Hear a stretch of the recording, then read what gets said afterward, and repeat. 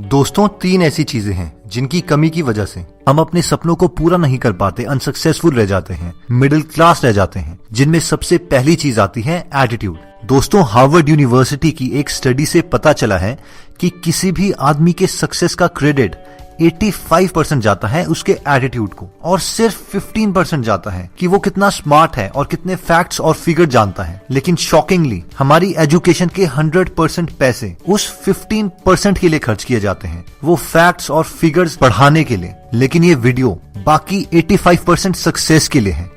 दोस्तों, हमने डेविड और गोलायत की कहानी तो सुनी ही है। गोलायत जो कि एक बहुत बड़ा इंसान था, गांव वालों को परेशान करता था, उन्हें सताता था। एक दिन वहां पे 17 साल का बकरी चराने वाला लड़का आया और उसने गांव वालों से पूछा, तुम सब मिलके इससे लड़ते क्यों नहीं हो? वो गांव वाले सब डरे हुए थे और उन्होंने कहा, तुझे दिखता नहीं है कि ये कितना बड़ा है, कैसे मारेंगे इसे? इस पर डेविड ने कहा, नहीं, ये इतना बड़ा नहीं है कि तुम इसे मार नहीं सकते, ये इतना बड़ा है कि तुम उसे कुछ भी मारोगे ये बच नहीं पाएगा। और डेविड ने उसे गुलेल और पत्थर की मदद से ही मार डाला। सेम इंसान, लेकिन डिफरेंट एटीट्यूड की वजह से डिफरेंट रिजल्ट। दोस्तों, जब भी कोई कहता है कि मैं ये नहीं कर सकता, इसके सिर्फ 2 ही मतलब है। या तो उसे वो चीज करनी नहीं आती, अगर ऐसा है तो वो एक स्किल प्रॉब्लम है जो कि सीखी जा सकती है। लेकिन अगर इसका मतलब ये है कि वो उसे करना नहीं चाहता, तो ये एटीट्यूड प्रॉब्लम है। और ये सबसे बड़ा डिफरेंस है एक सक्सेसफुल और एक अनसक्सेसफुल इंसान के बीच में। दोस्तों, एक पॉजिटिव एटीट्यूड हमारा स्ट्रेस रिड्यूस करता है, हमारी पर्सनैलिटी इंप्रूव करता है, हमें सोसाइटी में कंट्रीब्यूटिंग मेंबर बनाता है, लॉयल्टी इंक्रीज करता है, क्वालिटी इंक्रीज करता है, प्रॉब्लम सॉल्व करने की क्षमता देता है। लेकिन एक नेगेटिव एटीट्यूड कड़वापन लाता है, बीमारियां देता है, पर्पसलेस लाइफ देता है और स्ट्रेस क्रिएट करता है। तो अब सवाल ये आता है कि हम अपना एटीट्यूड पॉजिटिव कैसे करें? स्टेप 1 आता है अपना फोकस चेंज करना।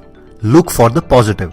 जब एंड्रयू कार्नेगी अमेरिका आए थे तो उन्होंने अपना करियर बहुत कम पैसों वाली जॉब से स्टार्ट किया था, लेकिन बाद में वो यूनाइटेड स्टेट्स के सबसे बड़े स्टील मैन्युफैक्चरर बने। ऐसा कहा जाता है कि एक वक्त एंड्रयू कार्नेगी के अंडर 43 मिलियनर्स काम कर रहे थे। एक बार किसी ने मिस्टर कार्नेगी से पूछा कि आप लोगों के साथ डील कैसे करते हैं? तो इस पर मिस्टर कार्नेगी ने कहा, लोगों से डील करना सोने की खुदाई की तरह है। जब आप सोने को ढूंढते हो तो ये मैटर नहीं करता कि एक टुकड़े सोने से आपको कितनी गंदगी निकालनी है। जब आप खोदते हो तो आप खोदते रहते हो और सोने की तरफ ध्यान देते हो, ना कि उस गंदगी की तरफ जिसने सोने को घेरा है। आपका फोकस कहाँ पे है? जब भी आप नई चीजें देखते हो, लोगों से मिलते हो, तो आप क्या देखते हो? उनकी अच्छाई या फिर बुराई? एक बार एक शिकारी ने एक बर्ड डॉग खरीदा जो कि अपने आप में बहुत यूनिक था। ये पानी में चल सकता था। उसने जब इसे पहली बार देखा था तो उसे विश्वास नहीं हुआ था, लेकिन एट द सेम टाइम वो बहुत ज्यादा खुश था कि ये अपने फ्रेंड्स को दिखाएगा और उनके कॉम्प्लीमेंट्स लेगा। एक बार वो अपने दोस्त को डक हंटिंग पे लेके गया। उन्होंने बहुत सारे डक्स की हंटिंग करी और हर बार अपने डॉग को ऑर्डर किया जो कि भाग के पानी में जाता और उन बर्ड्स को लेके आ जाता। वो डॉग ये चीज पूरे दिन करता रहा। उस डॉग का ओनर एक्सपेक्ट कर रहा था कि उसका फ्रेंड उसे कमेंट करेगा, कॉम्प्लीमेंट देगा, लेकिन उसे वो कॉम्प्लीमेंट कभी भी नहीं मिला। रास्ते में जाते जाते उसने अपने फ्रेंड से पूछा, क्या तूने मेरे नए डॉग के बारे में कुछ अलग देखा? तो इस पर उसके दोस्त ने रिप्लाई किया, हाँ किया तो है, तेरा कुत्ता स्विमिंग नहीं कर सकता। What an attitude. जो नेगेटिव लोग हैं वो हमेशा क्रिटिसाइज करेंगे, लेकिन अगर आपको अपना एटीट्यूड इंप्रूव करना है तो आपको पॉजिटिविटी देखनी पड़ेगी। एटीट्यूड को पॉजिटिव करने के लिए स्टेप नंबर 2 आता है, डू इट नाउ। हम लोगों ने कभी ना कभी अपनी लाइफ में चीजों को टाला होगा और बाद में बहुत दुख भी हुआ, लेकिन जितना ज्यादा हम चीजों को टालते हैं बाद में उतना ही ज्यादा एफर्ट लगता है एक्शन मोड में आने के लिए। ये उस छोटे बच्चे की तरह है जो बोलता है, जब मैं बड़ा हो जाऊंगा ना तो मैं ये करूंगा, वो करूंगा, फिर मैं बहुत खुश रहूंगा। और जब वो बड़ा लड़का बन जाता है तो वो बोलता है, जब मेरा कॉलेज खत्म हो जाएगा ना तो मैं ये करूंगा, वो करूंगा, फिर मैं बहुत खुश हो जाऊंगा। फिर उसका कॉलेज खत्म होता है, वो बोलता है, जब मेरी पहली जॉब लगेगी तो मैं बहुत खुश हो जाऊंगा। फिर उसकी जॉब लगती है और वो बोलता है, जब मेरी शादी हो जाएगी फिर मैं बहुत खुश हो जाऊंगा। और बाद में उसकी शादी हो जाती है, बच्चे हो जाते हैं। जब मेरा बच्चा स्कूल जाने लग जाएगा फिर मैं बहुत खुश हो जाऊंगा। और धीरे धीरे वो रिटायर हो जाता है। वो 8 साल से 60 साल का हो चुका है।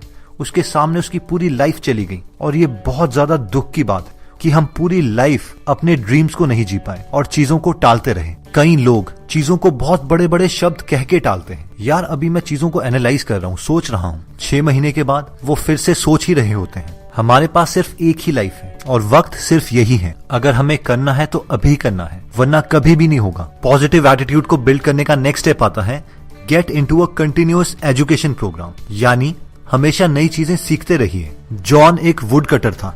जो कि एक कंपनी के लिए 5 सालों से काम कर रहा था, लेकिन उसकी सैलरी कभी इंक्रीज नहीं हुई थी। उसकी कंपनी ने एक नया एम्प्लॉय हायर किया जिसका नाम था बिल, और उसकी सैलरी 1 साल में ही इंक्रीज कर दी गई। इससे जॉन को बहुत ज्यादा गुस्सा आ गया और उसने अपने बॉस से बात करी। इस पर उसके बॉस ने कहा कि तुम अभी भी उतने ही पेड़ काट रहे हो जितने तुम 5 साल पहले काटते थे। उसने कहा कि हम एक रिजल्ट ओरिएंटेड कंपनी है और हमें बहुत खुशी होगी कि हम तुम्हारी सैलरी इंक्रीज कर पाए, लेकिन उसके लिए तुम्हें ज्यादा पेड़ काटने पड़ेंगे। जॉन वापस गया और हर रोज ज्यादा घंटों तक काम करने लग गया, लेकिन रिजल्ट्स में ज्यादा इम्प्रूवमेंट नहीं आई। वो वापस अपने बॉस के पास गया।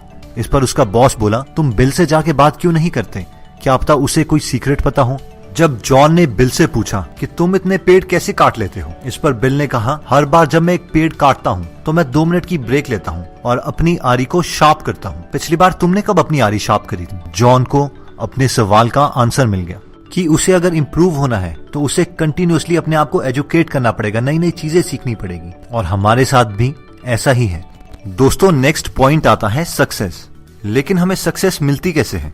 सक्सेस हमें मिलती है अच्छे डिसीजंस लेने से, लेकिन हम अच्छे डिसीजन तब ही ले सकते हैं जब हमारे पास एक्सपीरियंस हो, और एक्सपीरियंस आता है बुरे डिसीजंस लेने के बाद। यानी फेलियर ही सक्सेस का एकमात्र रास्ता है। एक बार एक बायोलॉजी टीचर अपने स्टूडेंट्स को पढ़ा रहे थे कि कैसे एक कैटरपिलर बटरफ्लाई में कन्वर्ट होता है। उन्होंने बताया कि अभी कुछ घंटों में ये बटरफ्लाई स्ट्रगल करेगा और अपने कुकून से बाहर निकलने की कोशिश करेगा, मगर आप में से कोई भी इस कुकून को छेड़ना मत। और उसके बाद वो क्लासरूम से चले गए। स्टूडेंट्स काफी देर से वेट कर रहे थे और उसके बाद बटरफ्लाई स्ट्रगल करने लग गया और अपने कुकून से बाहर निकलने की कोशिश करने लगा। ये देख के एक स्टूडेंट को उस पर तरस आ गया और उसने उस कुकून को धीरे से तोड़ दिया ताकि बटरफ्लाई आराम से वहां से बाहर निकल आए। लेकिन थोड़ी देर के बाद ही वो बटरफ्लाई मर गया।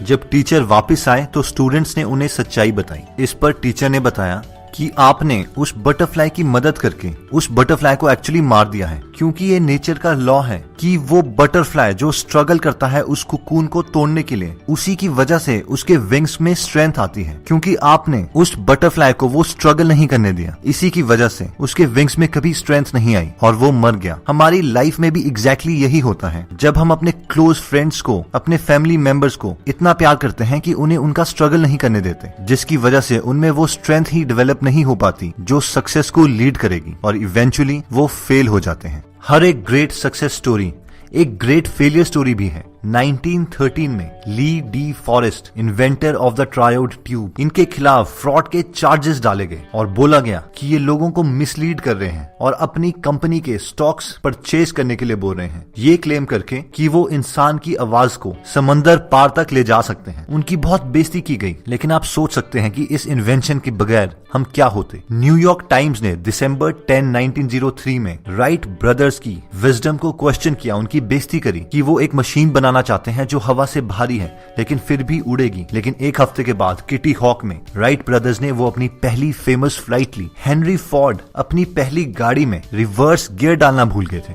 यंग बेथोवन को बोला गया था कि उनके पास म्यूजिक के लिए कोई टैलेंट नहीं है, लेकिन उन्होंने दुनिया को अपना बेस्ट म्यूजिक दिया है। लाइफ में सेटबैक्स आते ही हैं, लेकिन ये सेटबैक एक हमारे लिए ड्राइविंग फोर्स होने चाहिए जिससे हम अपने आप को इम्प्रूव करें, ना कि क्विट करके बैठ जाएं। दोस्तों, नेक्स्ट आता है सेल्फ एस्टीम। हमारी खुद के बारे में फीलिंग्स और हमारी प्रोडक्टिविटी का डायरेक्ट रिलेशन है। हाई सेल्फ एस्टीम वाले लोग खुद की रिस्पेक्ट करते हैं, औरों की रिस्पेक्ट करते हैं, प्रॉपर्टी, लॉ, पेरेंट्स की रिस्पेक्ट करते हैं और अपने देश की रिस्पेक्ट करते हैं। लेकिन इसका ऑपोजिट भी सच है। अपनी सेल्फ एस्टीम को इम्प्रूव करने के लिए 2 मोस्ट पावरफुल टेक्निक्स हैं, जिसमें पहली आती है पेशेंस। बहुत बार हम लोगों को कहते हुए सुनते हैं, यार चाहे आप पॉजिटिव बातें करो या नेगेटिव बातें करो, मेहनत करो या ना करो, कुछ फर्क नहीं पड़ता। मगर ये सच नहीं है। शायद वो डिफरेंस अभी हमें दिख ना रहा हो, लेकिन बैकग्राउंड में कुछ चल रहा होता है जिसे हम समझ नहीं पाते। चाइना में एक बैम्बू ट्री है जिसे प्लांट किया जाता है, पानी दिया जाता है, फर्टिलाइजर्स दिए जाते हैं, लेकिन 4 साल तक उसमें कोई ग्रोथ नहीं दिखाई देती। 5वें साल के करीब वो ही बैम्बू ट्री 6 हफ्ते के अंदर अंदर 90 फीट तक उग जाता है। अब सवाल ये है कि क्या वो बैम्बू ट्री 6 हफ्ते में उगा या फिर 5 साल में, जब उसमें कोई भी ग्रोथ का साइन नहीं दिखाई दे रहा था। अगर उस वक्त लोग उसे पानी देना बंद कर देते या फर्टिलाइजर देना बंद कर देते तो क्या होता? क्या वो बैम्बू ट्री उगता? ऑब्वियसली नहीं। हमें भी नेचर से सीखना चाहिए और अपने आप में पेशेंस रखना चाहिए, बिलीव करना चाहिए, फेथ रखना चाहिए। हो सकता है कि रिजल्ट्स अभी विजिबल ना हो, लेकिन बैकग्राउंड में कुछ हो रहा है। दोस्तों, सेल्फ एस्टीम को इंप्रूव करने के लिए नेक्स्ट स्टेप आता है मोटिवेशन। अगर आप महान लोगों की लाइफ हिस्ट्रीज पढ़ें, उनकी बायोग्राफीज पढ़ें, तो आपको पता चलेगा कि कभी भी उन्होंने अपनी कमियों को अपने काम की रुकावट नहीं बनने दी। बेथोवन ने दुनिया को बेस्ट म्यूजिक कंपोज करके दिया। उनकी क्या कमी थी? वो बहरे थे। नेचर में बेस्ट पोएट्री लिखने वाले मिल्टन, इनकी क्या कमी थी? वो कभी नेचर को ही नहीं देख पाए। वो अंधे थे। दुनिया के बेस्ट लीडर्स में से एक यूएस के president mister Franklin D Roosevelt, उनकी क्या कमी थी? उन्होंने व्हील चेयर से सर्व किया।